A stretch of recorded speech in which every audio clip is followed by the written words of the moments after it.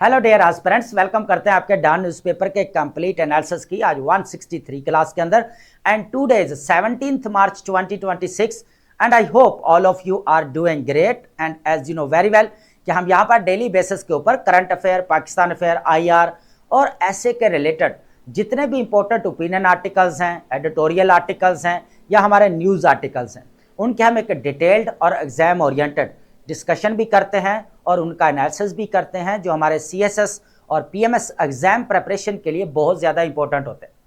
Dear aspirants, जो हमारे don newspaper का एनालिसिस रहने वाला है फॉर द होल ईयर रहेगा 2026। जितने भी हमारे एस्पिरेंट्स हैं वो अपने सीएसएस 2027 के लिए, और जितने भी हमारे पीएमएस एस्पिरेंट्स हैं, चाहे केपीके के हैं, बलूचिस्तान के हैं, सिंध के हैं, पंजाब के हैं, तो वो भी अपने न्यू डेवलपमेंट्स कवर कर सकते हैं थ्रू नोट्स मेकिंग। यहां पर एक चीज मैं क्लियर करना चाहूंगा, डॉन न्यूज़पेपर के एनालिसिस को सिर्फ 1 घंटा दें, उससे फायदा क्या होगा इस चीज को मैं बता देता हूं, यहां पर क्लियर करना चाहता हूं। सबसे पहली जो चीज है, एक तो आपकी हैबिट यहां पर बनती जाएगी। और हैबिट किस चीज की बनती जाएगी कि जब आप 5 to 6 टॉपिक्स पर डे 1 घंटे के अंदर कवर करेंगे, और मेन एग्जाम के अंदर आप कितने टॉपिक कवर करते हैं, कितने आंसर करते हैं, यहां पर 4 क्वेश्चंस का आंसर करते हैं, और पीएमएस एग्जाम में 5 क्वेश्चंस का आप आंसर करते हैं। पंजाब की बात कर रहा हूं मैं। एक तो आपके क्या हो रहा है, यहां पर मेमोरी फास्ट हो रही है, ब्रेनस्टॉर्मिंग आपकी फास्ट होगी, क्योंकि यहां पर जो हम टॉपिक्स डिस्कस करते हैं वो मल्टीफेरियस एंगल से उनको डिस्कस किया जाता है। ठीक है, यहां पर हिस्टोरिकल बैकग्राउंड भी आ रहा होगा, कंटेम्परेरी सिनेरियो भी चल रहा होगा, क्लाइमेट चेंज है, इकोनॉमी के रिलेटेड है, पॉलिटिक्स, गवर्नेंस, पॉलिसीज के रिलेटेड है। तो एट द सेम टाइम जब आप मल्टीफेरियस टॉपिक्स को यहां पर कवर करते हो तो आपकी ब्रेनस्टॉर्मिंग यहां पर फास्ट होती है। तो जब आपकी ब्रेनस्टॉर्मिंग फास्ट होगी, आपको आइडियाज जल्दी पिक होंगे, तो आपकी राइटिंग स्पीड भी यहां पर बढ़ेगी। यह चीज इंपॉर्टेंट है। Current affair, Pakistan affair, IR ऐसे को एक साइड पर रखें, पहले जो अंडरस्टैंड करने वाली चीज है वो अंडरस्टैंड करें कि आपका टाइम वेस्ट नहीं जाएगा। एक चीज मैं क्लियर कर दूं, यहां पर अगर आप समझ रहे हैं कि हमारा टाइम वेस्ट होगा 1 घंटा, देखिए स्क्रॉलिंग के ऊपर भी तो आप घंटा लगा ही देते ना एक, ठीक है, लेकिन 1 घंटा दें आप एमसी स्टडी को, आपका टाइम वेस्ट नहीं जाएगा। अगर आपका टाइम वेस्ट जाएगा, आप नीचे कमेंट करके बताएंगे कि सर आज हमारा टाइम वेस्ट हुआ है, कमेंट करके बताएंगे आप। ठीक है, अब यहां पर किया क्या जा सकता है, इस चीज को अंडरस्टैंड करना। सेकंडली क्या चीज है, 1 घंटा देने से क्या होगा भाई, दूसरा यह है कि आपका जो करंट अफेयर है वो प्रिपेयर होगा। यहां पर आपको बाद में मैगजीन्स, रिसर्च आर्टिकल्स और ये जितने भी दूसरे न्यूज आर्टिकल्स हैं जो आजकल जो है वो मार्केट के अंदर चल रहे हैं, तो वो पीछे उनके भागना नहीं पड़ेगा। आपको डेली बेसिस के ऊपर important opinion articles, editorial articles और न्यूज आर्टिकल्स आपको मिलते जाएंगे और आप यहां पर कवर करते जाएंगे। जस्ट आपने अपने आप को इतनी तकलीफ देनी है 1 घंटा सुनते हुए कि अपनी नोटबुक के अंदर आपने चीजें नोट लाजमी करनी है, चाहे फैक्ट्स एंड फिगर्स हैं, चाहे रूट कॉजेस हैं किसी भी टॉपिक की, ठीक है, नेगेटिव इंपैक्ट्स हैं, इंप्लीकेशंस हैं, ठीक है, चैलेंजेस हैं, इश्यूज हैं, वो भी आपने कवर करते जाना है। कोई पॉलिटिकल लीडरशिप की कोई स्टेटमेंट है इंपॉर्टेंट, और अभी जो सबसे ज्यादा इंपॉर्टेंट स्टेटमेंट्स हमें देखने को मिल रही है किसकी यहां पर रहेंगी, ट्रंप की, जैसे हमारे पास एग्जांपल है ट्रंप की रह सकती है यहां पर। उसके बाद यहां पर अयातुल्ला खamenei की जो स्टेटमेंट जो पास्ट में उन्होंने कही थी यहां पर, वो भी इंपॉर्टेंट है। उसके बाद रशियन व्लादिमीर पुतिन क्या कह रहे हैं, चाइनीज की तरफ से क्या आ रहा है, ये बहुत इंपॉर्टेंट स्टेटमेंट होती है जो आप कवर कर सकते हैं। यूएनओ के अंदर जो है वो एम्बेसिडर्स क्या कर रहे हैं, सेक्रेटरीज क्या कह रहे हैं, यहां पर सेक्रेटरी जनरल्स की बात कर रहा हूं मैं, तो वो क्या कह रहे हैं, तो आप वो स्टेटमेंट्स को कवर कर सकते हैं, यहां पर लिख सकते हैं। उसके बाद आपने क्या करना है, जो फैक्ट्स एंड फिगर तो आपके हो गए, ये भी हो गए, फिर आपने रेमेडीज जो हम सजेशंस यहां पर डिस्कस करते हैं। फॉर एग्जांपल यहां पर हम बात करते हैं कि इशरत हुसैन साहब इकोनॉमी के रिलेटेड लिखते हैं, तो रेमिटेंसेस के ऊपर वो काफी लिखते हैं, एग्रीकल्चर सेक्टर को भी लेकर लिखते हैं, तो वो सजेशंस यहां पर बताते हैं, रेमेडीज बताते हैं, तो वो भी आप नोट डाउन करते जाए। उसके बाद आपको क्या करना पड़ेगा, यहाँ पर जो मलिया लोधी साहब है कि हम जैसे वीकली बेसिस के ऊपर क्या करते हैं, यहाँ पर एक आध ओपिनियन लाजमी एनालिसिस करते हैं, तो आप उनके यहाँ पर कुछ सजेशंस है, कोई रेमेडीज हैं, वो भी आप ऐड करते जाएंगे। तो लास्ट में क्या होगा, आपके पास एक प्रॉपर नोटबुक प्रिपेयर हो जाएगी। अब वो नोटबुक जस्ट आपके करंट अफेयर के पेपर के लिए इंपॉर्टेंट नहीं रहेगी, वो आपके आईआर के पेपर के लिए भी इंपॉर्टेंट है, पाकिस्तान अफेयर के लिए भी इंपॉर्टेंट है, उसके बाद एसए के पेपर के लिए भी इंपॉर्टेंट है, पॉलिटिकल साइंस के पेपर के लिए भी इंपॉर्टेंट है, जेंडर स्टडी है, क्रिमिनोलॉजीज है, चाहे आपका इस्लामिक स्टडी क्यों ना हो। इस्लामिक स्टडी के आजकल के जो क्वेश्चंस है वो कंटेम्परेरी सिनेरियो के साथ उसको रिलेट करके देता है। नो डाउट हम यहां पर इस्लामिक पॉइंट ऑफ व्यू से उसके अंदर डिस्कशन करते हैं, हिस्टोरिकल बैकग्राउंड देते हैं, इवेंट्स वो ही देते हैं यहां पर, लेकिन वो क्या करता है यहां पर कंटेम्परेरी चैलेंजेस के साथ क्या करता है, कनेक्ट करके देता है। फॉर एग्जांपल यहां पर जिहाद और दहशतगर्दी के बारे में पूछ लेता है, इकोनॉमिक क्राइसिस चल रहा है पाकिस्तान के अंदर, तो वो इकोनॉमी के साथ रिलेट करके दे सकता है ना, इस्लामिक जो इकोनॉमिक सिस्टम कैसा था, तो ये भी मींस इस तरह वो कनेक्ट करके दे सकता है। इस्लामोफोबिया आपका एक बार दोबारा एस्केलेट होता हुआ नजर आ रहा है, जब 9/11 के बाद देखने को मिला, अब ईरान के जो यहां पर कॉन्फ्लिक्ट चल रहा है यूएस से इजराइल के दरमियान में, तो अब फिर वही चीजें देखने को मिल रही है। तो ये चीज है ना, तो आप क्या कर सकते हैं यहां पर अपनी एक नोटबुक प्रिपेयर करेंगे जो आपके तमाम पेपर्स के लिए दोस्तों वो बहुत ज्यादा इंपॉर्टेंट है। ठीक है, तो ये चीजें थी बहुत इंपॉर्टेंट थी जो आपको क्लियर करना थी। इसके अलावा तो एक रिक्वेस्ट है, बी पॉजिटिव, बी ऑनेस्ट होकर लाइक, कमेंट एंड शेयर लाजमी किया करें। तो चलते हैं अपने लेक्चर की तरफ, लेकिन लेक्चर स्टार्ट करने से पहले हम एक इंपॉर्टेंट स्टेटमेंट लाजमी डिकोड करते हैं जो हमारे एसए के पेपर के पॉइंट ऑफ व्यू से काफी इंपॉर्टेंट रहती है, चाहे हमारा सीएसएस का पेपर हो चाहे हमारा पीएमएस का पेपर हो। लेकिन आजकल की जो हमारी स्टेटमेंट्स हैं मोस्टली वॉर एंड कॉन्फ्लिक्ट के रिलेटेड होती हैं, क्योंकि रीजनल लेवल के ऊपर अगर देखें या ग्लोबल लेवल के ऊपर देखें तो आपको वॉर ही देखने को मिल रही है, कॉन्फ्लिक्ट आपको देखने को मिल रही है। आज जो स्टेटमेंट है काफी इंपॉर्टेंट है। एलिजाबेथ, बेसिकली एलिजाबेथ एक प्रोड्यूसर भी है, अमेरिकन प्रोड्यूसर भी हैं, अमेरिकन ऑथर भी हैं। इन्होंने जो आज बात की ना वॉर को लेकर, जो आज मजहबी वॉर कहा जा रहा है, are you getting my point, मैं क्या बात कर रहा हूं यहां पर, यूएसए इजराइल और ईरान वाले मैटर की बात कर रहा हूं मैं। तो इनकी जो स्टेटमेंट है उसको भी हम रिलेट करने वाले हैं, और आज हमारे पास जो एक ओपिनियन है ना वो भी इसी के अबाउट ही है, क्योंकि इतने दिनों से हमने जो वॉर को जो है रिलीजियस रंग जो दिया जा रहा था उसको हमने यहां पर टच नहीं दिया, लेकिन आज हमारी डिस्कशन वही रहने वाली है। एक जो स्टेटमेंट है इनकी, इसलिए हमने इस स्टेटमेंट को पिक किया, आप इस स्टेटमेंट को अंडरस्टैंड करने की कोशिश करेंगे। वो कहते हैं कि no wars are more bitter than those undertaken in the name of religion. मजहबी वार से, मजहबी जंग से और कोई जंग तल्ख नहीं है। अब यहां पर कहा क्या गया है, जो मजहब के नाम के ऊपर जंग लड़ी जाती है ना, उससे ज्यादा तल्ख वॉर कोई भी नहीं हो सकती, क्योंकि ये वॉर ऐसी है कि जो 5 दिनों में 10 दिनों में खत्म होने वाली नहीं है, ये एक कह ले कि लॉन्ग लास्टिंग चलती है। अब यहां पर छोटी सी एग्जांपल लेंगे, एग्जाम्पल तो भरी पड़ी है लेकिन एक छोटी सी आपको समझाने के लिए मिडिल ईस्ट का मामला उठाते हैं, क्योंकि वही सारी चीजें चल रही हैं। अब देखें, जब से यूएनओ ने पार्टीशन प्लान यहां पर दिया अपना, जब से यूएनओ ने पार्टीशन प्लान दिया पैलेस्टाइन का और इजराइल का, तब से लेकर जो है मामला बिगड़ता हुआ नजर आया है। हमेशा वॉर को क्या किया है, रिलीजन के साथ रिलेट कर दिया गया, उसको साथ उसको क्या कर दिया गया, जो है वो कनेक्ट कर दिया गया, और उसके पीछे फिर यहां पर होता क्या है, यह कहा जा रहा है कि इकोनॉमिक एंड पॉलिटिकल इंटरेस्ट हासिल किए जाते हैं। ठीक है, ये बेसिकली इनके कहने का मतलब है। अब वो मिडिल ईस्ट की बात कर रहे हैं हम यहां पर, कि यहां पर जो अभी रिसेंटली जो एम्बेसडर टू हमें यहां पर इजराइल नजर आते हैं, हुकाबी, उन्होंने यहां पर स्टेटमेंट क्या दी थी, यहां पर आपको पता ही होगी, वो भी हम डिस्कस कर रहे थे। तो अगर देखा जाए तो उन्होंने कहा था कि भाई जो अगर इजराइल को चाहिए नील से लेकर अफरात तक वो कंट्रोल कर ले, बिब्लिकल पॉइंट है, उन्होंने बाद में ये जस्टिफाई भी किया। तो अब जहां पर जो इजराइल की बात की जा रही है, ग्रेटर इजराइल है और इजराइल ग्रेट बनेगा और ये जो है यहाँ पर एक्सपैंड भी करेगा और ये साजी, अब ये सारी चीजें किसके साथ रिलेट की जा रही है, मजहब के साथ। लेकिन हुआ हो क्या रहा है, यहाँ पर पॉलिटिकल और इकोनॉमिक ऑब्जेक्टिव्स हासिल किए जा रहे हैं। ठीक है, तो जब यह कहा जा रहा है कि यह आपकी सालों साल तक जारी रहती है, लॉन्ग लास्टिंग मैंने वर्ड यूज किया था, सालों साल तक जारी रहती है। जो मजहब का अगर नाम दे देना जंग को, तो ये सालों साल यहां पर जारी रहती है। तो अब वही चीज हमें यहां पर देखने को मिल रही है, और अब और ज्यादा जो है, आप पॉडकास्ट तो डेली बेसिस के ऊपर सुन ही रहे हैं, है ना। उसके बाद आप न्यूज भी सुन रहे हैं कि किस तरह इसको जो है रिलीजियस वॉर जो है वो कंसीडर किया जा रहा है, या इसको रिलीजन के साथ किस तरह जो है वो कनेक्ट किया जा रहा है। ठीक है, ये इंपॉर्टेंट हमारी डिबेट रहेगी। जो हमारी आज ओपिनियन आर्टिकल है ना, वो भी इसी के अबाउट है, the bogie of the religious war. ठीक है, मजहबी जंग का खौफ जो फैलाया जा रहा है उस चीज को भी अंडरस्टैंड करेंगे।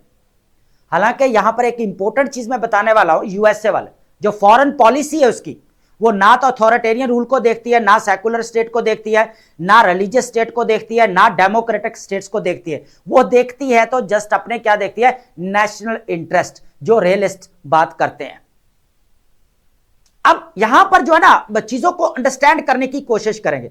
देखिए यहां पर एक चीज क्लियर कर दूं कि मजहब को एक साइड पर रखकर हमने डिस्कशन करनी है, हमने एक एग्जाम ओरिएंटेड इसकी डिस्कशन करनी।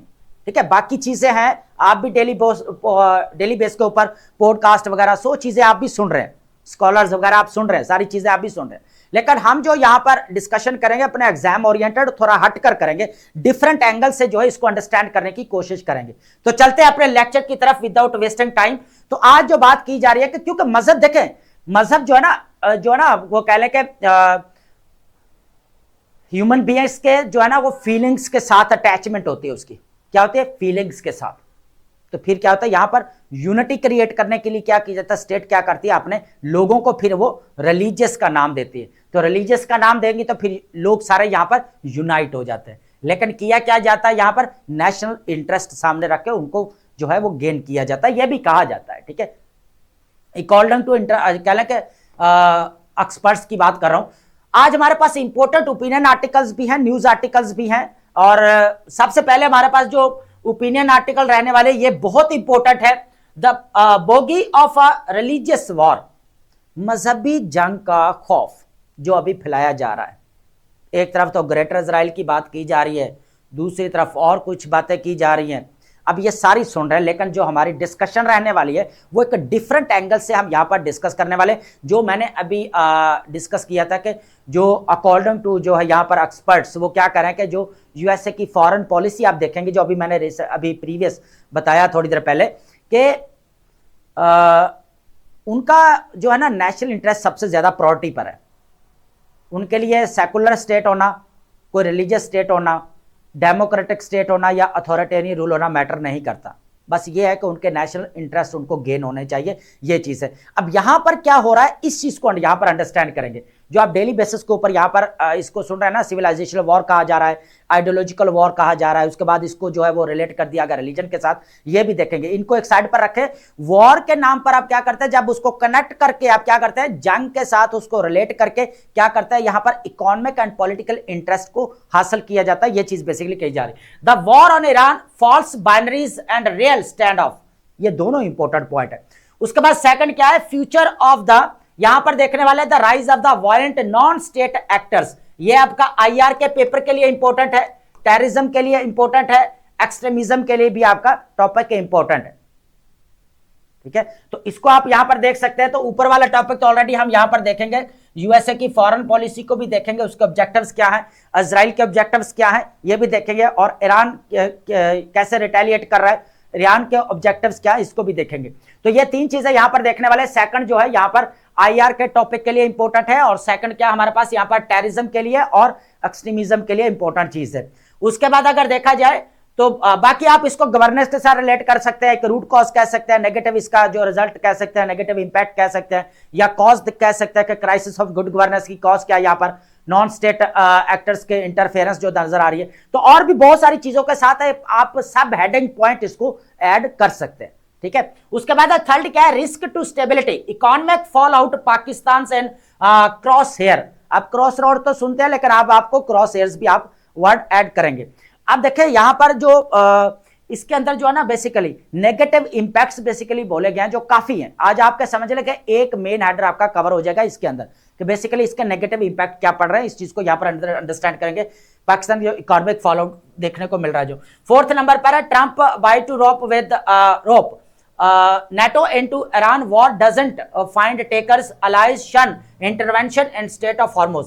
यहां पर जो है ना एक तो यूके के प्राइम मिनिस्टर केयर स्टारमर की स्टेटमेंट इंपॉर्टेंट है, Friedrich Merz vice chancellor of Germany उनकी स्टेटमेंट इंपॉर्टेंट है। वो क्या कह रहे हैं यहां पर, नेटो का मिशन यहां पर लाए जाने की बात की जा रही है, क्या लाया जाना चाहिए या नहीं, ये भी यहां पर चीजें डिस्कस हो रही है, बहुत इंपॉर्टेंट है। उसके बाद है 5th नंबर पर लास्ट हमारा, action against Cuba possible after Iran says Trump, USA foreign policy prioritising Iran over Cuba.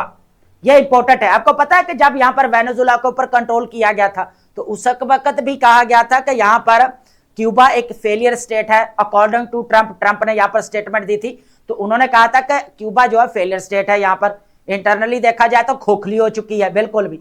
तो अब जो है यहां पर, हालांकि इनका जो मैटर ओल्ड चल रहा है ना, 1959 से चल रहा है। आपको पता है कि क्यूबा के अंदर जो यहां पर हमें देखने को मिल रहा है, कौन सा हमें देखने को मिल रहा है, यहां पर कम्युनिज्म देखने को मिल रहा है। और जिस तरह वेनेजुला के अंदर देखने को क्या मिला, यहां पर सोशलिज्म देखने को मिला, तो अब क्यूबा के अंदर भी बेसिकली आपका कम्युनिज्म है। तो अब इनके जो डिप्लोमेटिक रिलेशंस हैं वो यहां पर कह रहे हैं कि एट द क्रॉस रोड है यूएसए और क्यूबा के। तो अब ये भी इंपॉर्टेंट है। अब ये जो है ना फ्रेंडली या अनफ्रेंडली टेक ओवर की भी बात की जा रही है, और अकॉर्डिंग टू ट्रंप तो यहां पर यूएसए की फॉरेन पॉलिसी को अंडरस्टैंड करेंगे क्या है। उसके बाद अगर देखा जाए तो लास्ट में हमारे पास वोकैब रहेगी, और वोकैब को हम लास्ट में डिस्कस करते हैं, और ये बहुत इंपॉर्टेंट वर्ड्स होते हैं आपके सिनोनिम्स और एंटोनिम्स के अलावा। आप अपनी राइटिंग प्रैक्टिस में, राइटिंग स्किल के अंदर लाजमी यूज किया करें। आप जिस तरह बैंक बैलेंस बना रहे हैं इसी तरह वोकैब बैंक भी अपना बनाएं, ताकि आप बहुत सारे जो कहले के इश्यूज है उनसे आपका छुटकारा हासिल हो जाए। रैपिटेशन वाला अगर स्पेशली अगर बात करो, रैपिटेशन वाला मैटर है, कोई आपका वर्ड्स आपका रिपीट हो रहे हैं या आपके आइडियाज रिपीट हो रहे हैं, तो वहां पर अपनी वोकैब की वेरिएशन लेकर आए। जब वोकैब की वेरिएशन लेकर आएंगे तो आप स्टेटमेंट भी मोल्ड करके लिख सकते हैं, आप आइडियाज की क्लैरिटी कर सकते हैं, और टॉपिक के रिलेटेड जॉर्गन्स, टर्मिनोलॉजीज एंड वर्ड्स को आप रिलेट करके जो है यूज कर सकते हैं। अब चलते हैं टॉपिक की तरफ। सबसे पहले ये देखेंगे कि bogie of the religious war, जो अभी एक कह कि इसको जो मजहबी रंग दिया जा रहा है वॉर को, इसको अंडरस्टैंड करने की जरूरत है यहाँ पर। तो मैंने पहले भी बताया कि जैसे कि आप डेली बेसिस को पॉडकास्ट वगैरह सारी चीजें सुन रहे हैं, ठीक है। तो अब जो है ना यहाँ पर डिस्कशन थोड़ी सी हमारी डिफरेंट रहेगी। किसी देखिए, एक डिस्क्लेमर दे रहा हूं, किसी को हम क्रिटिसाइज नहीं कर रहे, हमने अपने एग्जाम ओरिएंटेड एक डिफरेंट एंगल से इसको लेकर चलना है, ठीक है, पॉजिटिव वे से लेकर चलना है कि ऑब्जेक्टिव्स को अभी देखना है कि जो अभी मैंने पीछे स्टेटमेंट डिस्कस की थी एलिजाबेथ वाली, है ना, वॉर्स वाली, कि अब वॉर्स जो है ना यहाँ पर वो कह कि जब इनको मजहब का नाम दे दिया जाता है, लेकिन उल्टा हो क्या रहा था यहाँ पर बैकअप पे इसके कि इकोनॉमिक एंड पॉलिटिकल इंटरेस्ट को हासिल किया जाता है। अकॉर्डिंग टू एलिजाबेथ मरबरी, जो अमेरिकन ऑथर भी रही है, अमेरिकन प्रोड्यूसर भी है, तो इनके अगर देखा जाए the war on Iran, false binaries and the real stand off, देखेंगे दोनों चीजें देखेंगे।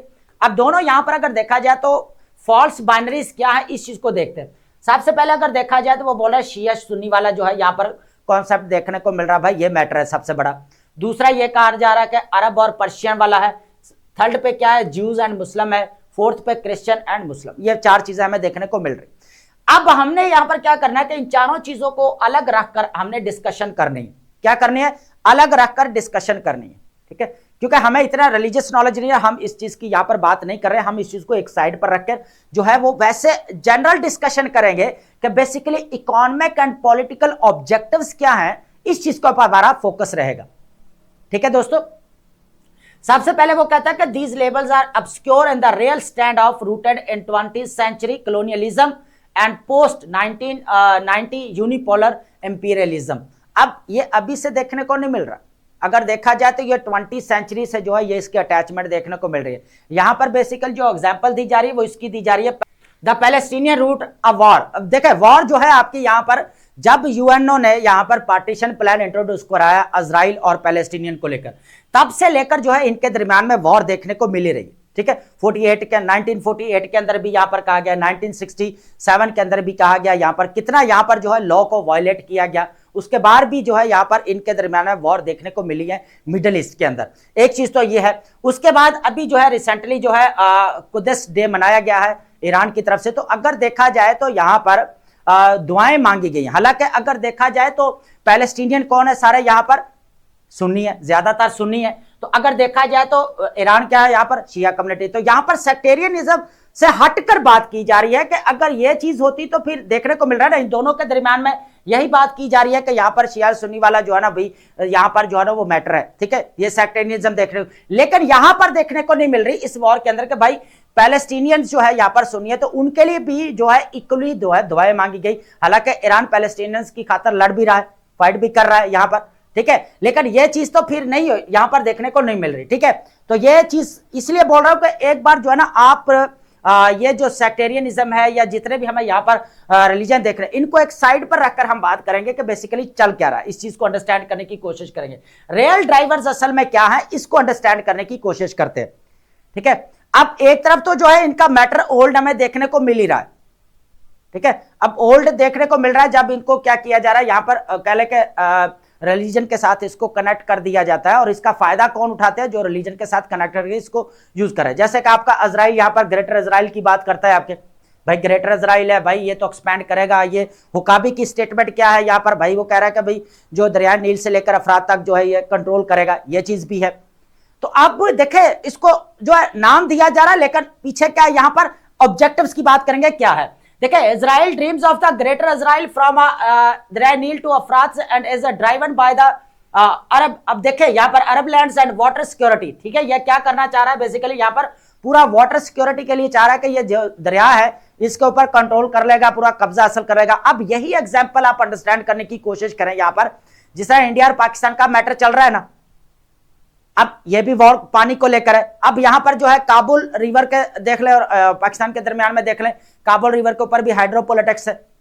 अब ये भी चीज है, देखिए यहां पर अगर देखा जाए तो वॉर को जो है ना एक और ही रंग दिया जा रहा है, लेकिन ये है कि असल जो ऑब्जेक्टिव्स है ना, की ड्राइव्स, अगर देखा जाए तो ग्रेटर इजराइल की बात करता है कि दरिया नील से लेकर अफरात तक कंट्रोल करेगा। भाई ये तो बिब्लिकल पॉइंट ऑफ व्यू है। यहां पर हुकाबी जो एम्बेसिडर है उन्होंने भी ये कह दिया कि भाई ये है। अब देखे ऑब्जेक्टिव्स क्या है, यहां पर इकोनॉमिक एंड पॉलिटिकल है। देखे वो वॉर चाह रहा है कि भाई इसके ऊपर कंट्रोल आ जाए, फिर वो क्या कर रहा है कि यहां पर जॉर्डन का जो रिवर है उसके ऊपर भी बात करता है कि जॉर्डन का रिवर है उसके ऊपर भी कंट्रोल आ जाए। Evicting Palestinians from the West Bank. अब वो वेस्ट बैंक से क्या करना चाहता है, पैलेस्टीनियंस को भी निकालना चाहता है। अब जिस तरह हमने लास्ट टाइम यहां पर डिस्कशन की थी कि जिस तरह जो है वो कह लें कि रजिस्ट्रेशन जो यहां पर इजराइल ने स्टार्ट की थी कि वो जेनेवा की कन्वेंशन हुई थी, जो 4 कन्वेंशन, उसके अगर देखा जाए तो लॉ के अगेंस्ट है कि किसी भी टेरिटरी के अंदर जाके आप डेमोग्राफी को चेंज नहीं कर सकते, है ना। ये चीज हम ऑलरेडी डिस्कस कर चुके हैं। अब देखें ये चीज तो हमें देखने को मिल रही है। अब ये जो है ना सारी चीजें जो राइट विंग वाले है ना, राइट विंग, अब देखें राइट विंग वाले कौन कौन से। सबसे पहले तो आप ये कहते हैं कि यहां पर यूएसए के अंदर जो अभी रिपब्लिकन पार्टी है एकदम से राइट विंग है। यूरोपियन कंट्रीज के अंदर राइट विंग पार्टी देखने को मिले, इजराइल राइट विंग पार्टी देखने को मिल रही है। इस तरह यहां पर इंडिया का देखें तो राइट विंग पार्टी देखने को मिल रही है। अब ये कंजर्वेटिव भी होते हैं और ये ज्यादा चौर जो है इस चीज को यहां पर जो है वो डेवलप करते हुए भी नजर आता है। अब देखें अंडरस्टैंड करने की कोशिश करें कि यहां पर वो क्या कर रहा है, लैंड वाटर एंड रिसोर्सेज, तीनों चीजों के ऊपर पूरा जो है वो कहता है कि मैं कंट्रोल हासिल करना चाहता हूं। और नाम क्या दिया जा रहा है यहां पर, रिलीजन के बेस के ऊपर, है ना। देखिए बाकी सारी चीजें हैं उसको अलग रखें, लेकिन हम यहां पर ऑब्जेक्टिव्स की बात कर रहे हैं। उसके बाद है क्लाइमेट एंड वाटर वॉर्स की बात की जाए तो एक किस्म का अगर देखा जाए तो Modi's claims on Pakistan water resources mirror Israel strategy. ठीक है, climate change can and will unleash water wars, the motive is copycat Israel like water theft. अब वही हमें यहां पर चीजें देखने को मिल रही है कि पानी का मामला तो है, बाकी रिसोर्सेज का भी है, लैंड का भी है, ये सारी चीजें क्लाइमेट को लेकर यहां पर लैंड वाटर एंड रिसोर्सेज। अब ये ऑब्जेक्टिव्स हैं। अब नेक्स्ट क्या है कि अगर यहां पर अमेरिकन इंपीरियलिज्म की बात की जाए तो वो क्या चीज है, एक्सपर्ट यहां पर क्या कह रहे हैं, इस चीज को यहां पर देखते हैं। सबसे पहले अगर देखा जाए तो देखें अभी हमने बात की थी कि यहां पर जो है ना यूएसए की फॉरेन पॉलिसी वो ना तो सेकुलर स्टेट को मानती है, ना रिलीजियस स्टेट को मानती है, ना अथॉरिटेरियन, ना डेमोक्रेटिक स्टेट को। सबसे पहले एग्जांपल हम डेमोक्रेटिक स्टेट की लेंगे। अब ए ओल्डेस्ट डेमोक्रेसी है यहां पर यूएसए। तो अब यहां पर आप अंडरस्टैंड करने की कोशिश करें कि जो आपका मुसद्दक साहब आए यहां पर ईरान के अंदर फर्स्ट टाइम डेमोक्रेटिकली इलेक्ट होकर आते हैं प्राइम मिनिस्टर, लेकिन यूएसए क्या करता है भाई, उसकी तरफ से उसको टॉपल कर दिया जाता है। फिर वहां पर क्या होता है, शाह को यहां पर इंस्टॉल किया जाता है। अब शाह कौन होता है, शाह भी तो यहां पर शिया कम्युनिटी का है ना, वो भी तो मुस्लिम है, तो उसको इंस्टॉल किया जाता है। और वो उसको क्यों बोला जाता है यहां पर प्रो वेस्टर्न, वो क्योंकि उसकी बात मानता है भाई, उसका कॉपरेट करता है यूएसए के साथ, इसलिए उसको यहां पर माना गया। अब यहां पर समझें कि जो मोहम्मद रिजा पहलवी जो हमें शाह देखने को मिले, उनकी आप एक बुक पढ़े आपका यहां पर पता चल जाएगा। वो कहता है डिवाइन मिशन के लिए, उन्होंने क्या कहा था कि डिवाइन मिशन के लिए। फिर उनकी बुक पढ़े mission for my country, mission for my country. आप इसको जो है ना यहाँ पर लाजमी बुक को पढ़िएगा, इसको आपको जो है ना चीजें यहां पर क्लियर हो जाएंगी आपको, ठीक है। मिशन फॉर माय कंट्री, तो ये 1960 के अंदर इसको बुक को लिखा गया था। मोहम्मद रिजा पहलवी जो है इसके राइटर है। एक चीज तो ये है। दूसरा फिर यहां पर ईरानियन रेवोल्यूशन आता है, तब से लेकर जो है यूएसए की नहीं बनती कि भाई, हालांकि ईरानियन रेवोल्यूशन की अगर जो फाउंडेशन देखी जाए ना, आप जाकर फाउंडेशन चेक करें, इस्लामिक पॉइंट ऑफ व्यू से नहीं थी, बल्कि क्या कि सेकुलर बेस हमें यहां पर फाउंडेशन देखने को मिल रही। वो हम रिसेंटली जो है आर्टिकल्स के अंदर डिस्कशन कर चुके हैं, ठीक है। वो लास्ट में जो है हम आर्टिकल्स ने डिस्कस किया था, जहां पर चीजें डिस्कस कर चुके हैं। तो लेकिन यह था कि उसकी फाउंडेशन जो देखने को मिली ना, वो यहां पर सेकुलर टाइप में देखने को मिली। फिर जहां पूरा जो हमें यहां पर इस्लामिक रेवोल्यूशन देखने को मिला, पूरा बाद में इसको कन्वर्ट किया गया पूरा यहां पर। फिर यहां पर इराक और ईरान के दरमियान में वॉर लगी रही, ये चीजें हम डिस्कस कर चुके हैं। देखिए, चीज को अंडरस्टैंड करने की कोशिश करें कि डेमोक्रेटिक स्टेट्स ही उसको निकाल दिया। अब अथॉरिटेरियन रूल की बात करते हैं। डेमोक्रेटिक स्टेट, अथॉरिटेरियन रूल अभी आप वेनेजुला के अंदर देखने को मिला, रजीम चेंज नहीं की गई।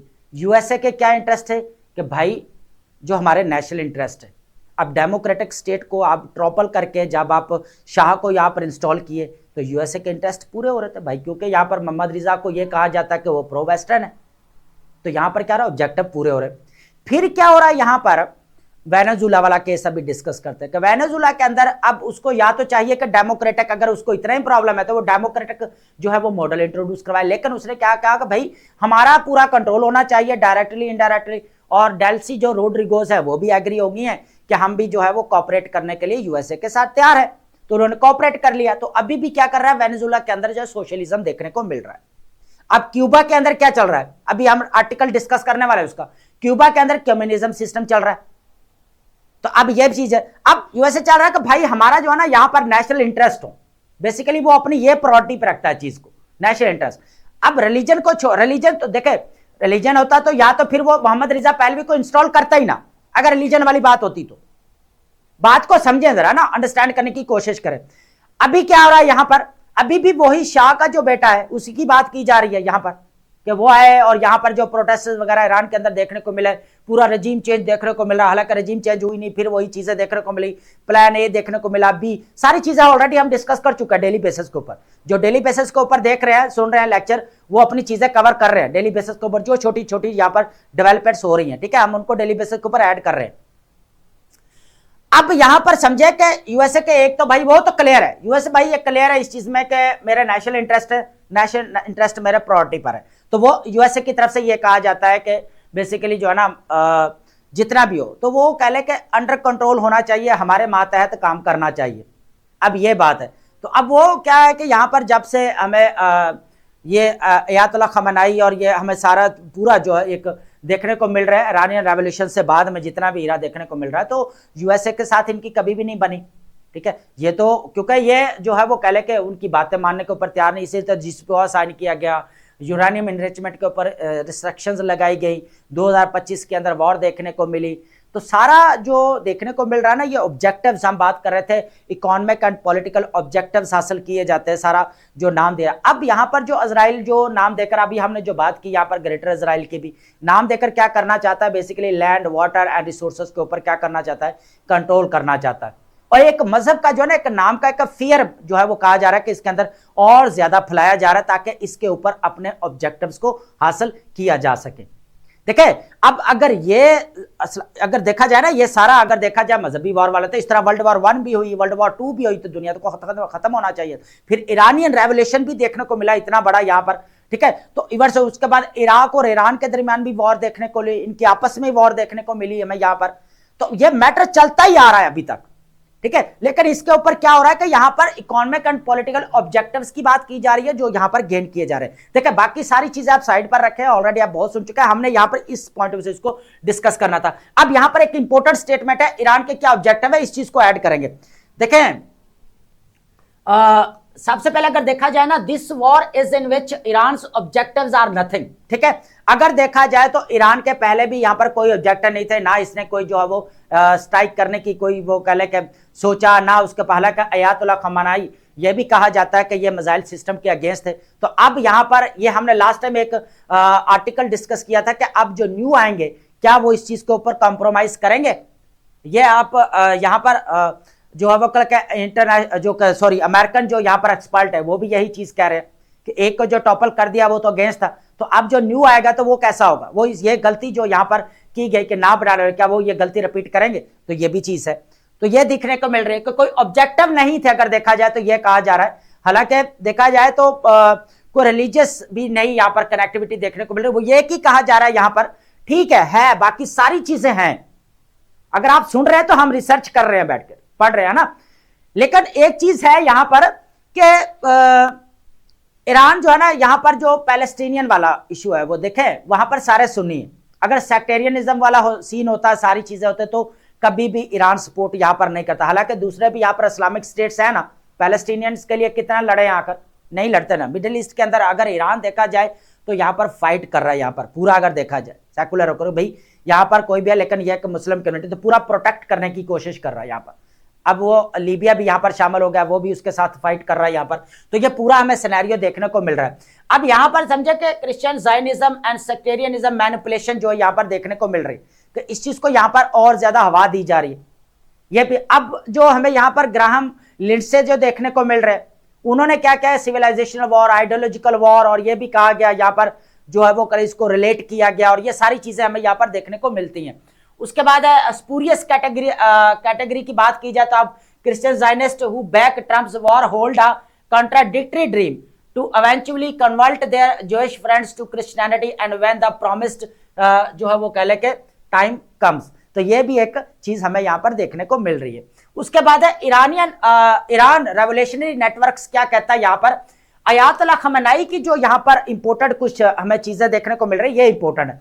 अब इन्होंने क्या क्या खमेनीज ब्रॉडर विजन, ये बहुत इंपॉर्टेंट है हमारे पास, जो ये हम स्टेटमेंट्स को डिस्कस करने वाले हैं कि इनका बेसिकली मिशन क्या था इनका, इन्होंने कुछ चेंजेस की, उसको अंडरस्टैंड करने की कोशिश करते हैं। Iran is not a proselytizing country, इन्होंने कभी भी एक चीज तो इन्होंने कभी भी किसी को जबरदस्ती तबलीग करके जो है वो कन्वर्ट नहीं किया। इन्होंने हमेशा जो चेंजेस यहां पर की है ना, तो वो यही था कि ऑटोक्रेटिक रूलर्स को बेसिकली कैसे जो है यहाँ पर ओवरथ्रू किया जा सकता है, कैसे उनको जो है वो टॉपल किया जा सकता है। Courting Palestinians and Sunni Arabs movements under the Muslim brotherhood.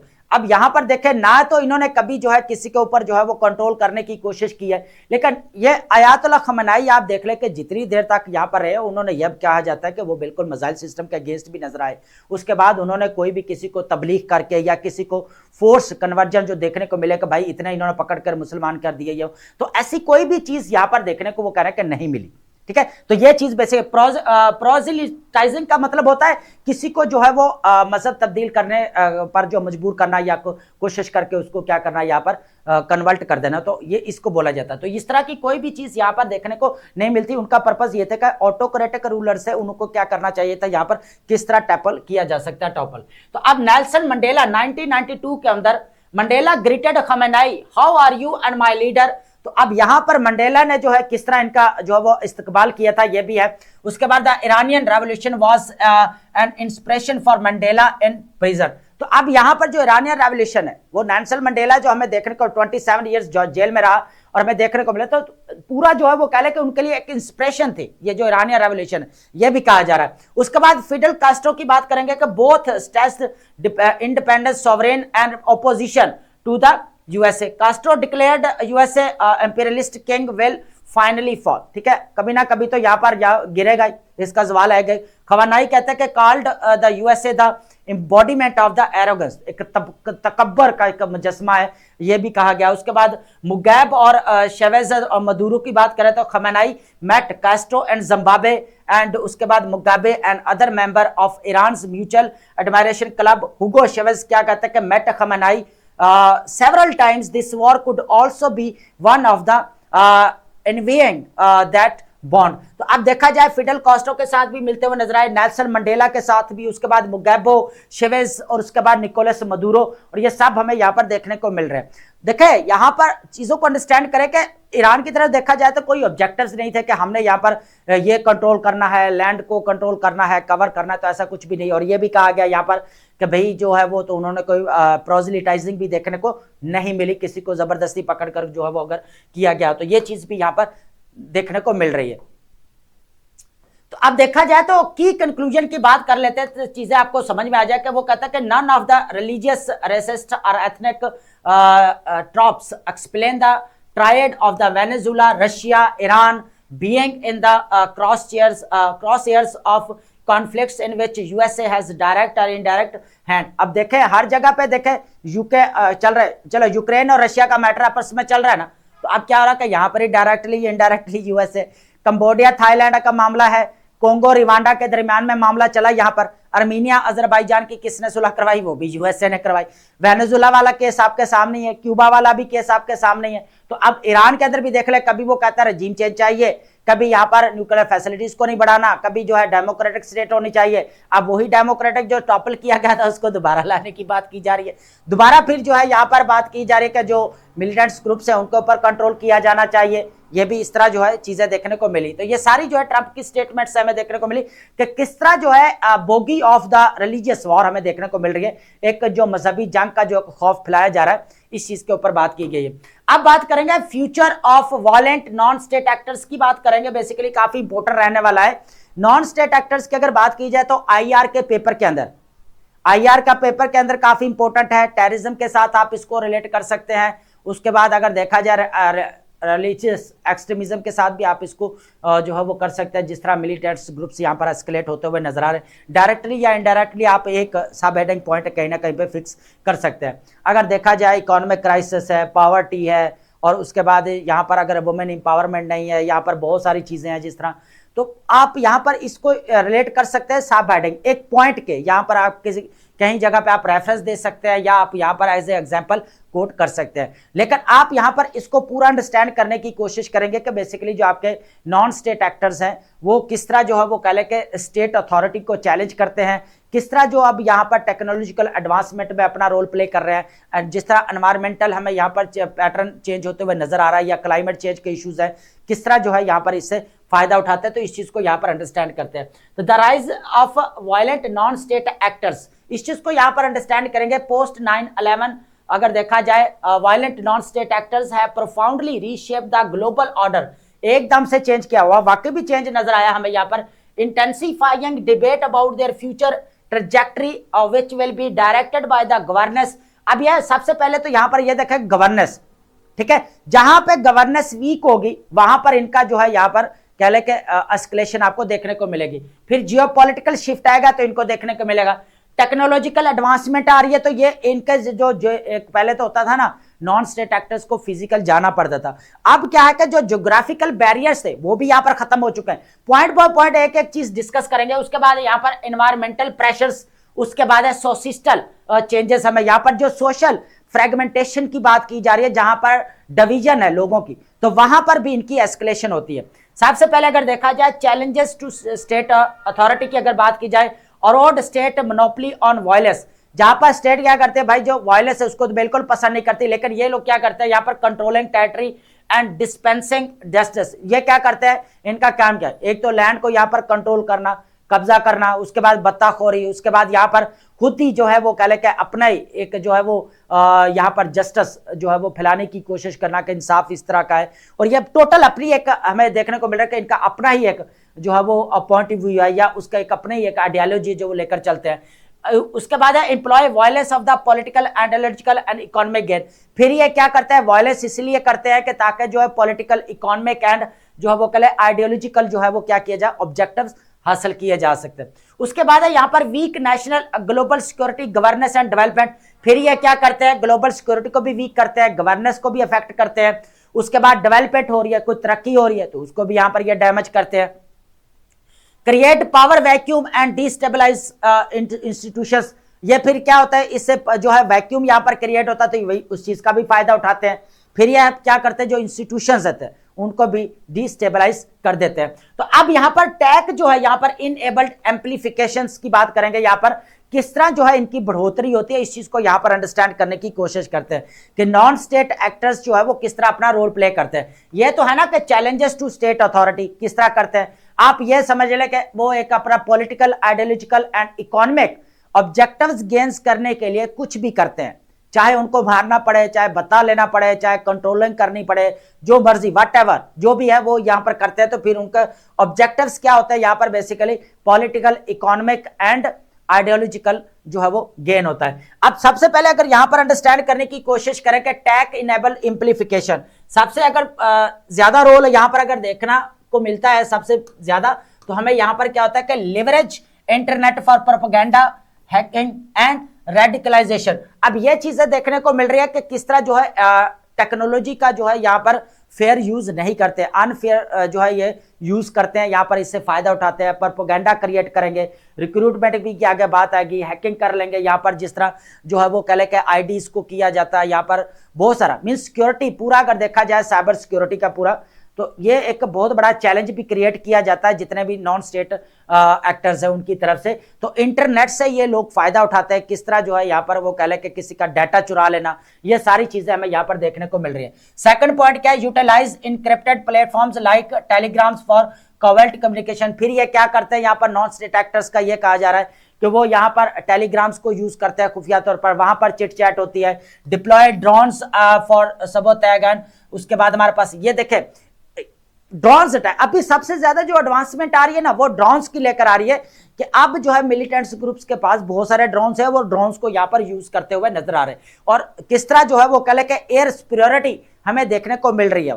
ठीक है, तो अब देखें यहाँ पर यूएसए 20 ईयर्स वॉर लड़कर गया है, और उनके जो यहाँ पर इक्विपमेंट देखने को मिल रहे हैं तो वो सारे किसके पास है, यहाँ पर मिलिटेंट्स ग्रुप्स के पास देखने को मिल रहे हैं। अब ड्रोन्स भी यूज किए जा रहे हैं, तो भाई इतनी एडवांस टेक्नोलॉजी यहाँ पर देखने को मिल रही है। Global coordination, recruitment, fund raising are possible without physical presence. अब नेट ने इतना जो है यहाँ पर बढ़ा दिया, टेक्नोलॉजिकल एडवांसमेंट ने, इससे नॉन स्टेट एक्टर जो वायलेंस है उनका और ज्यादा बढ़ गया, उनकी रिक्रूटमेंट, कोऑर्डिनेशन। अब जो ज्योग्राफिकल एक बैरियर था ना फिजिकल जाने वाला, वो भी यहाँ पर इसने खत्म हो गया यहाँ पर इनके लिए। Open source intelligence, Google maps है, सैटेलाइट इमेजरी है, उसके बाद एड अटैक्स प्लानिंग से अब ये भी फायदा उठाते हैं। पहले तो इनको जाकर पता लगाना पड़ता था लोकेशन का, अब ये क्या करते हैं कि गूगल मैप को यूज कर लेते हैं, सैटेलाइट इमेजरी को यहाँ पर यूज करते हैं, फिर इस चीज का जो है यहाँ पर ये फायदा उठाते हैं। तो अगर देखा जाए तो टेक्नोलॉजिकल एडवांसमेंट जब से आई है तब से जो है यहाँ पर जो है वो कह ले के वायलेंट नॉन स्टेट एक्टर्स इस चीज का बहुत ज्यादा फायदा उठा रहे, तो इससे बहुत ज्यादा जो कह लें कि स्टेट्स की सिक्योरिटी के लिए भी एक बहुत बड़ा चैलेंज बनता जा रहा है, ये भी चीज है। तो सबसे पहले अगर देखा जाए एक्सप्लॉइटिंग वीकनेस एंड उसके बाद अडॉप्टेबिलिटी। अब अडॉप्टेबिलिटी की अगर बात की जाए तो क्या है यहाँ पर एक्सप्लॉइटिंग इंस्टेबिलिटी। तो अब देखा जाए तो जो वायलेंट नॉन स्टेट एक्टर्स है thrive in the conflict ridden poorly govern region. अब जहां पर जो है अच्छे से गवर्नमेंट नहीं चल रही, जहां पे गवर्नेंस क्राइसिस चल रहा है, तो वहां पर ये अपना रोल प्ले करते हुए नजर आएंगे। उसके बाद यहाँ पर सोशल फ्रैगमेंटेशन बहुत ज्यादा होगी, तो वहां पर भी अपना रोल प्ले करते हैं, यहाँ पर जो है वो एस्केलेशन इनकी देखने को मिलेगी। पावर राइवलरीज जहां पर चल रही वहां पर भी देखने को मिलेगी। पुअर गवर्नेंस है टू एक्सपैंड इन्फ्लुएंस, वहां पर फिर अपना जो है इन्फ्लुएंस एक्सपैंड करते हैं। क्लाइमेट चेंज भी एक अदर जो है यहाँ पर रीजन है, जहां पर जो क्या करते हैं, जहां क्लाइमेट चेंज है, नेचुरल डिजास्टर्स है, वहां पर ये क्या करता है, इनका और ज्यादा एस्केलेशन देखने को मिल सकती है। उसके बाद हाइब्रिड अटैकर्स की बात की जाए, combined criminal intent, violence, ideological AIIMS. फिर ये देखे ना, ये इनका राध्य चक्कर है कि ये दोनों चीजों को आपस में मिला देता है कि वायलेंस दूसरा ideological gains. Economic and political gains तो है ही हैं, वो तो हासिल करते हैं, लेकिन ये किस तरह कर रहे हैं देखें, blurring lines between terrorism, insurgency, organised crime and decentralised structured leaderless resistance, lone wolves का मतलब होता है अकेले हमलावर हो जाना। देखें, मेक डिटेक्शन डिफिकल्ट। इसमें क्या कहा गया है कि देखें, स्टेट्स के पास तो लीडर होते हैं ना, चला रहे हैं। अब यहां पर क्या होता है कि कुछ मिलिटेंट्स ग्रुप्स ऐसे भी होता है, नॉन स्टेट एक्टर्स हैं, जिनके लीडर्स ही नहीं है। अगर उनके ऊपर लीडर नहीं है तो वो खुद ही चला रहे हैं सिस्टम को लेकर, यहाँ पर बिल्कुल लीडरलेस की यहाँ पर जो बात की जा रही है ना, वो खुद ही यहाँ पर क्या कर रहे हैं, यहाँ पर कहीं ना कहीं पे जो अपनी कार्रवाई कर रहे हैं। तो ये बेसिकली कहा जाएगा नॉन स्टेट एक्टर्स बेसिकली कोई अगर उनके ऊपर कोई हेड है, कोई उनको कंट्रोल करने वाला लीडर है या नहीं है, फिर भी वो क्या करते हैं, यहाँ पर अपना काम जो है वो जारी रखते हैं। फिर क्या हुआ कि फंडिंग लॉजिस्टिक अगर देखा जाए, डायस्पोरा नेटवर्क्स, क्रिप्टो करेंसीज है, online fund raising, ease cross border money transfers and operational costs are the met by exploiting natural resources है। ड्रग ट्रैफिकिंग की बात की जाती है, एक्सटॉर्शन है, काजिंग इन्वायरमेंटल डिग्रेडेशन। तो ये हमें यहाँ पर चीजें देखने को मिलती है। तो अब देखें इनका अगर फ्यूचर देखा जाए तो non state actors day by day जो है यहाँ पर बढ़ते हुए नजर आ रहे हैं। जिस तरह यहाँ पर टेक्नोलॉजिकल एडवांसमेंट बढ़ती जा रही है, इसी तरह जो है यहाँ पर हमें नॉन स्टेट एक्टर्स बढ़ते हुए नजर आ रहे हैं। ठीक है, तो इनको कैसे टैकल किया जा सकता है, कैसे कंट्रोल किया जा सकता है? हालांकि देखें यूएनओ के अंदर इसकी बहुत सारी यहाँ पर रेजोल्यूशंस भी पास की गई, कमिटीज बनी हुई है यहाँ पर कि इनको कैसे कंट्रोल करना है, लेकिन फिर भी जो है यहाँ पर जो प्रॉपर इंप्लीमेंटेशन होनी चाहिए वो प्रॉपर इंप्लीमेंटेशन यहाँ पर देखने को नहीं मिल रही। तो ये चीज भी यहाँ पर है। उसके बाद हमारे पास है रिस्क टू स्टेबिलिटी। अगर ये देखा जाए आज हमारे पास इंपोर्टेंट है, इसके अंदर कुछ पॉइंट्स हैं जो आप लाजमी नोट डाउन कर सकते हैं। तो आप कह लें कि यहाँ पर जो आपके नेगेटिव इंपैक्ट्स वाला है, इकोनॉमिक क्राइसिस वाला है, अगर आप टॉपिक प्रिपेयर कर रहे हैं तो आप वहां पर अपने पॉइंट्स को ऐड कर सकते हैं। सबसे पहले हमारे पास जो रहने वाला है यहाँ पर पॉइंट, इसको देखें, इकोनॉमिक फॉल आउट पाकिस्तान जिंदा क्रॉस एयर्स की बात करेंगे तो मैक्रो इकोनॉमिक प्रेशर्स की बात की जाए तो सबसे पहले आप ये देखें एनर्जी मार्केट वल्नरेबिलिटी की बात करेंगे कि heavy reliance on the important fuels means global energy prices volatility. देखें सबसे ज्यादा पाकिस्तान जो यहाँ पर डिपेंडेंसी है वो ऑब्वियसली बात है सबकी है, लेकिन अगर देखा जाए तो हमें यहाँ पर वो फ्यूल के ऊपर ज्यादा, तो फ्यूल बहुत ज्यादा यहाँ पर इंपोर्ट करना पड़ता है, पेट्रोलियम इंपोर्ट्स बहुत ज्यादा देखने को मिलती है। उसके बाद रेमिटेंसेस, सेकंड पॉइंट क्या है यहाँ पर, रेमिटेंसेस डिक्लाइन हो रहे हैं। तो देखें weekend inflows specially from the gulf economies, अगर देखा जाए तो सबसे ज्यादा जो है वो रेमिटेंसेस कहाँ से आ रहे हैं, बेसिकली गल्फ स्टेट से आ रहा है। तो गल्फ स्टेट्स के अंदर ऑलरेडी जो वॉर एंड कॉन्फ्लिक्ट चल रही है। थर्ड क्या है यहाँ पर, dampened export demands, global trade slackness further reducing exports which were already down almost 8% July and February के अंदर हमें देखने को मिल रहे हैं। तो ऊपर से वॉर लगे अरेबियन सी के जरिए, तो पाकिस्तान जो है वो गल्फ स्टेट्स के साथ जो है वो अपनी ट्रेड करता है और उसके अंदर क्योस एंड इंस्टेबिलिटी है, तो इसकी वजह से जो है इकोनॉमी के ऊपर नेगेटिव इंपैक्ट पड़ रहा है। उसके बाद यहाँ पर एक्सटर्नल इम्बैलेंस की बात की जाए तो these pressures collectively risk significantly widening Pakistan's external deficit। उसके बाद हमारे पास यहाँ पर क्या रहेगा, इम्पैक्ट एंड आउटलुक की बात करेंगे, स्वेलिंग इंपोर्ट बिल्स। अब इंपोर्ट बिल बढ़ते जा रहे हैं क्योंकि भाई वॉर का रिस्क है यहाँ पर, तो उसकी वजह से जो है इंश्योरेंस वगैरह भी बढ़ती जा रही है, उसकी कॉस्ट भी यहाँ पर बढ़ती जा रही है, ये चीज भी है। Rising petroleum purchases will sharply increase the import bill depleting reserves. फिर क्या है, करंट अकाउंट डेफिसिट देखने को मिल रहा है। अब करंट अकाउंट डेफिसिट तो देखने को मिलेगा ना, यहाँ पर ट्रेड डेफिसिट भी देखने को मिलेगा कि जब आपके एक्सपोर्ट यहाँ पर कम हो रही है और इंपोर्ट बढ़ती जा रही है। अब इंपोर्ट किस सेंस में बढ़ती जा रही है, दूसरी तरफ कहेंगे भाई आप एक तरफ तो सर आप कह रहे हैं कि यहाँ पर वॉर लगी हुई है, ट्रेड बंद है, तो भाई जो ट्रेड कम की जा रही है ना, जो इंपोर्ट की जा रही है उसकी इंश्योरेंस कॉस्ट बढ़ चुकी है, उसका वॉर रिस्क की जो प्राइसेस है वो बढ़ चुकी हैं, उसकी वजह से जो है इंपोर्ट अगर कम कर रहे हैं लेकिन उसकी प्राइसेस हमें डबल देना पड़ रही है। ठीक है, ये बेसिकली कहा जा रहा है। फिर क्या है यहाँ पर 2022 के अंदर क्राइसिस हमें देखने को मिला, किसकी बात की जा रही है यहाँ पर, फ्लड की बात की जा रही है। फिर इकोनॉमिक क्राइसिस है trigger by surging global oil and commodity prices अभी जो बढ़ती नजर आई। बेल आउट प्रोग्राम्स फिर लिया गया यहाँ पर जो अभी चल रहा है 25 पाकिस्तान का। उसके बाद है renewed inflation threat, crude prices spike similar to the Ukraine war. फिर इसी तरह जो 2022 वाली वॉर की भी बात कर रहे हैं, फ्लड की तो अलग है बात, लेकिन यह है कि जो वॉर वाला मामला है देखा जाए यूक्रेन और रशिया का, उस वक्त भी ग्लोबल सप्लाई जो है यहाँ पर ग्लोबल ऑयल सप्लाई यहाँ पर डिस्टर्ब हुई यहाँ पर, तो ये चीज भी है। देखें यहाँ पर अगर देखा जाए तो वॉर एंड कॉन्फ्लिक्ट उस वक्त जब यूक्रेन और रशिया के दरमियान में हुई तो उस वक्त भी जो है यहाँ पर एकदम से ग्लोबल ऑयल सप्लाई डिस्टर्ब होते हुए हमें नजर आई। उस वक्त भी हमने यहाँ पर IR के लिए टॉपिक प्रिपेयर किया है, करंट अफेयर के लिए टॉपिक प्रिपेयर किया है, ग्लोबल इकोनॉमी के ऊपर इंपैक्ट पड़ रहा है यूक्रेन और रशिया की वजह। उसके बाद हमारे बहुत सारे वो क्वेश्चंस भी आप पूछे, यहाँ तक के ऐसे के अंदर भी आपका टॉपिक यहाँ पर यूक्रेन और रशिया का पूछा गया। तो अब यहाँ पर देखा जाए तो जो यूक्रेन अभी जो रशिया जो अभी यहाँ पर ईरान USA और इजराइल का मैटर चल रहा है, पूरा वॉर चल रही है, तो उसके ऊपर जो अभी डिस्कशन चल रही है कि उसके नेगेटिव इंपैक्ट्स वो बहुत ज्यादा बढ़ते हुए नजर आते हैं। ये टॉपिक बहुत इंपॉर्टेंट है। अभी कोई भी आपका PMS एग्जाम आने वाला है, देखे CSS एग्जाम हमारा आएगा 2027 के अंदर, लेकिन उससे पहले हमारे PMS एग्जाम्स होंगे और उनके लिए ये बहुत टॉपिक बहुत इंपॉर्टेंट है। चाहे ऐसे के अंदर वो पूछ ले, चाहे वो आपका जो है वो पाकिस्तान अफेयर के अंदर वो पूछ ले, चाहे करंट अफेयर के अंदर। अब बात करेंगे यहां पर Trump bid to rope NATO into Iran war doesn't find takers. इस चीज को यहां पर अंडरस्टैंड करते हैं। देखें कहा यह जा रहा है कि आपको पता है कि रिसेंटली हमने आर्टिकल डिस्कस किया था जिसके अंदर जो है वो कह ले कि ट्रंप ने जो है वो कहा कि चाइना को भी आना चाहिए, फ्रांस को भी आना चाहिए, जापान को भी, साउथ कोरिया को भी आना चाहिए, जिस तरह स्टेट ऑफ हॉर्मुज को यहां पर बंद किया गया। अब ये भी सपोर्ट यहां पर मांगी गई। लेकिन यहां पर बात कर रहे हैं नेटो की कि नेटो मिशन क्या कह रहा है कि यहां पर नेटो को आना चाहिए या नहीं आना चाहिए। यूरोपियन कंट्रीज की क्या यहां पर स्टेटमेंट है, ये इंपॉर्टेंट है। सबसे पहले अगर देखा जाए यूएसए की तरफ से यहां पर प्रेशराइज क्या किया जा रहा है अकॉर्डिंग टू इंटरनेशनल मीडिया।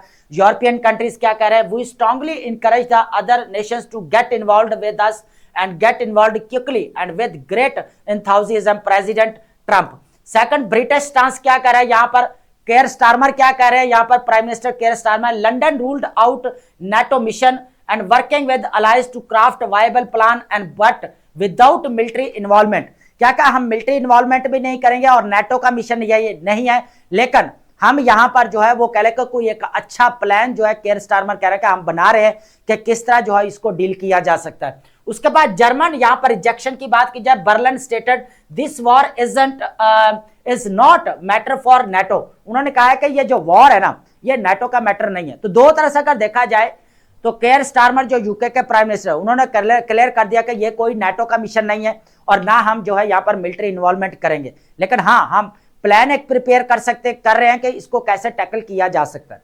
दूसरा, यहाँ पर जर्मन चांसलर हमें जो देखने को मिल रहा है, उन्होंने क्या कहा है इस चीज को यहाँ पर अंडरस्टैंड करें कि फ्रेडरिक मर्ज ने कहा है कि जो this war is not matter for NATO. तो बिल्कुल नहीं है कि the question of how Germany might contribute military does not arise, we will not do so, chancellor Friedrich Merz. तो अब उन्होंने तो क्लियर कर दिया कि हम तो बिल्कुल इसके अंदर इन्वॉल्वमेंट हमारी नहीं होगी। अब नेक्स्ट क्या होता है कि फर्दर वो बेसिकली यहां पर क्या करें कि जापान, ऑस्ट्रेलिया, पोलैंड और स्पेन, ग्रीक और स्वीडन इन्होंने भी कहा है कि हम भी बिल्कुल जो है इसके अंदर जो है वो नहीं आएंगे, वो भी अभी चुप साधे हुए हैं। उसके बाद यहां पर यूरोपीय यूनियन के फॉरेन मिनिस्टर क्या कहते हैं कि no appetite for extended the bloc's Red Sea naval mission to assist in the state. तो अब ये इन्होंने भी ना कर दे कि हम भी जो है यहाँ पर इसके अंदर शामिल नहीं होंगे। तो एक चीज तो ये विद यूरोपीय यूनियन के जो फॉरेन पॉलिसी क्या है यहाँ पर चीफ काजा खलास बेसिकली इन्होंने कहा है nobody wants to go actively in this war.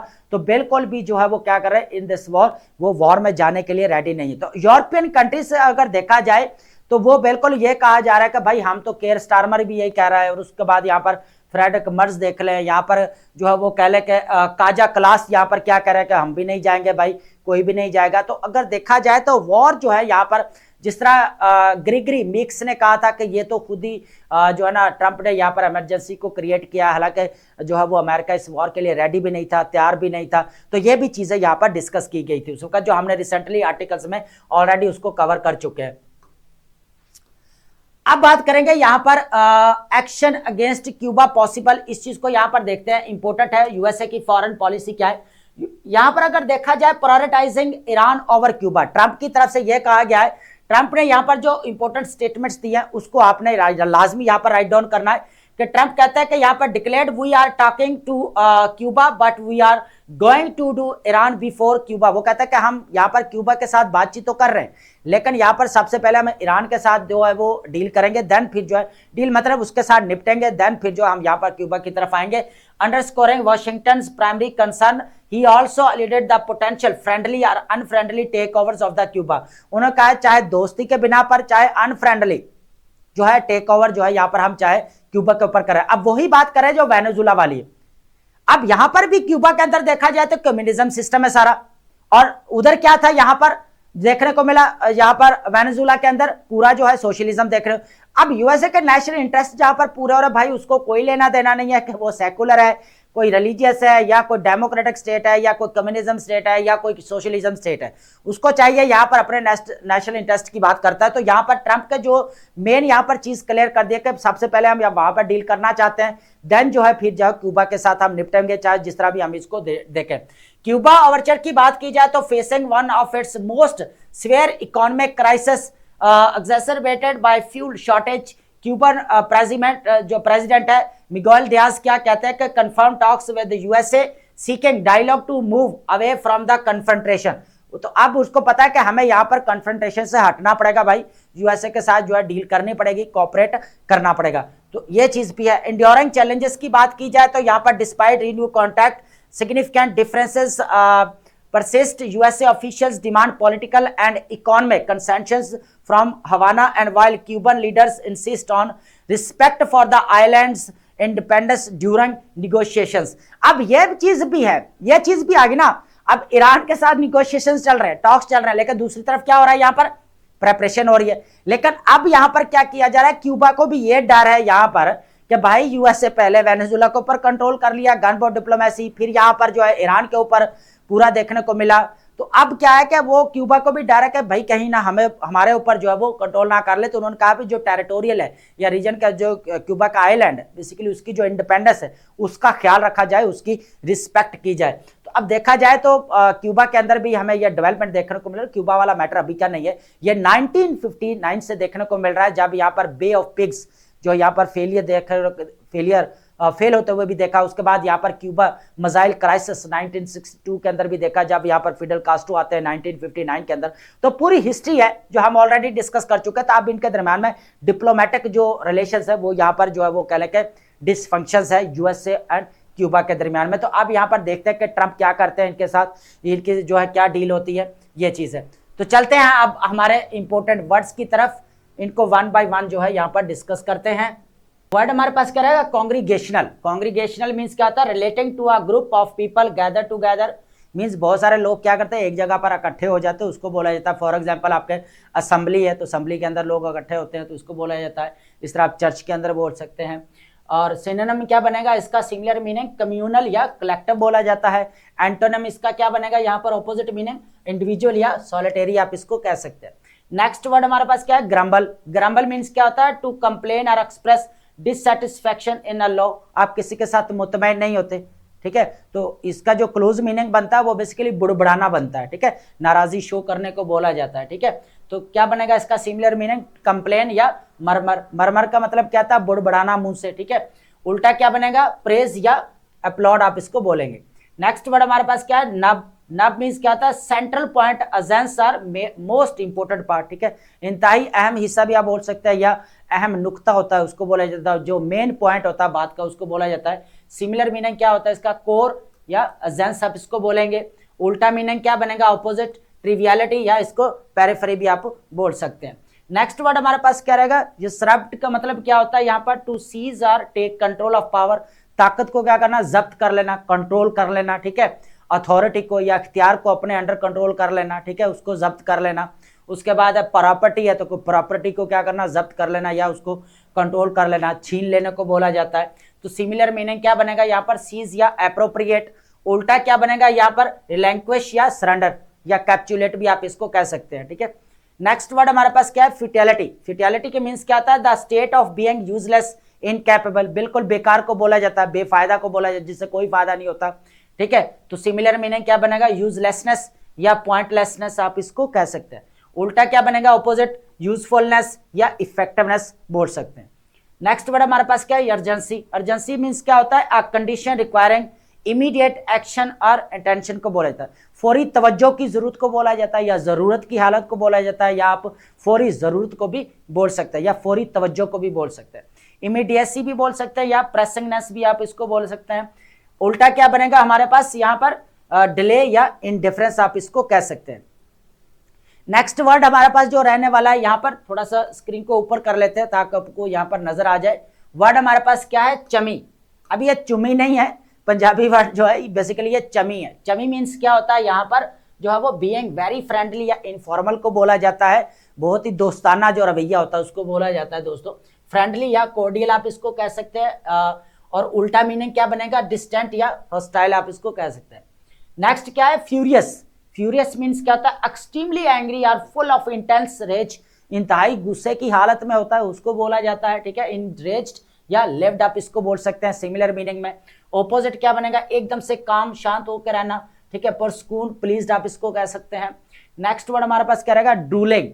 Drooling means क्या होता है, letting a saliva from uncontrollably by your mouth, जो मुंह से जो सल्विया आता है, पानी आना, मुंह में पानी भर जाना, ठीक है। लेकिन इसका मेटाफोरिकली क्या बोला जाता है, शोइंग एक्सेसिव डिजायर, इंतहाई ख्वाहिश करना किसी चीज की या बहुत ज्यादा लालच पैदा हो जाने को बोला जाता है। स्लबरिंग इसका मीनिंग बनेगा या क्रेविंग जो होती है हमें उसको बोल सकते हैं। उल्टा क्या बनेगा, सेटिस्फाइड या इनडिफरेंट आप इसको बोल सकते हैं।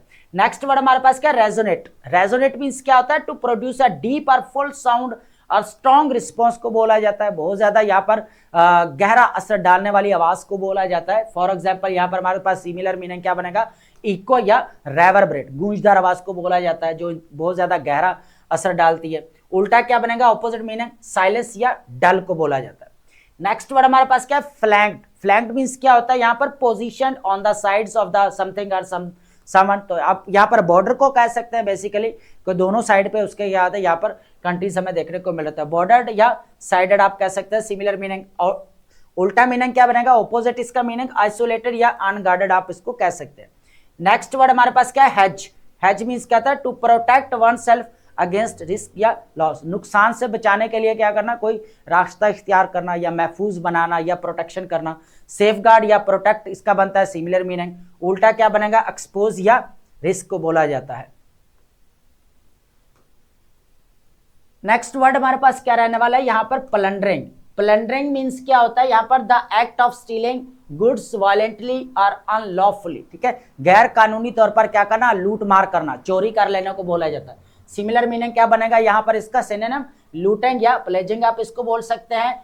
और उल्टा क्या बनेगा, ऑपोजिट मीनिंग इसका प्रोटेक्ट या सेफगार्ड को बोला जाता है। पेट्रिफाइड वर्ड हमारे पास क्या है यहाँ पर, पेट्रिफाइड। पेट्रिफाइड मींस कहता है एक्सट्रीमली फ्राइटेंड और टेरिफाइड, कह लेकर इंतहाई खौफजुदा या शदीद गुस्सा या शदीद दहशतजुदा भी आप बोल सकते हैं यहाँ पर। Also literally turn to stone, similar meaning क्या बनेगा, टेरिफाइड या हॉरिफाइड, ठीक है, खौफनाक, इंतहाई खौफनाक। उल्टा या ऑपोजिट मीनिंग क्या बनेगा, फेयरलेस या उसके बाद हमारे पास है कॉम, ठीक है। बेमौत वर्ड हमारा क्या है यहाँ पर, बेमौत। बेमौत मीन क्या होता है यहाँ पर, समथिंग एक्सट्रीमली लार्ज और पावरफुल, जो बहुत ज्यादा भारी भरकम को बोला जाता है, जिसका बहुत ज्यादा वजन होता है उसको बोला जाता है यहाँ पर।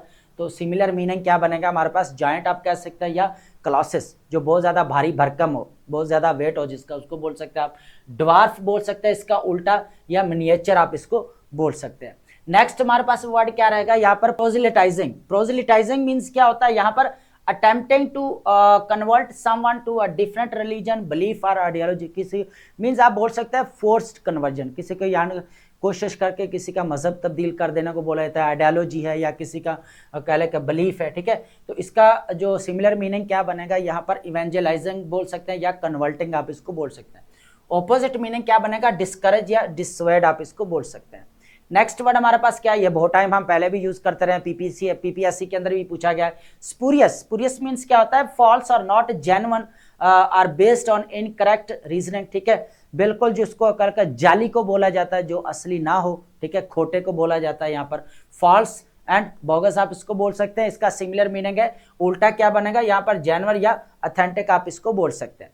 नेक्स्ट वर्ड हमारे पास क्या है यहाँ पर, सेकंड लास्ट है, बॉच्ड। बॉच्ड मींस क्या होता है, डन बैडली और केयरलेसली, ठीक है, गैर एहतियाती जो है ना यहाँ पर कोई काम किया जाता है, so that the result is spoiled और आंसर, जिसके रिजल्ट या नताइज हैं वो कोई कामयाबी वाले नहीं होते। कोई ऐसा आप काम करते हैं बिल्कुल बेएहतियात होकर कि उसके रिजल्ट्स जो होते हैं, जो उसके नताइज होते हैं वो बहुत बुरे होते हैं, जो हमें नताइज चाहिए उसके मुताबिक नहीं होते।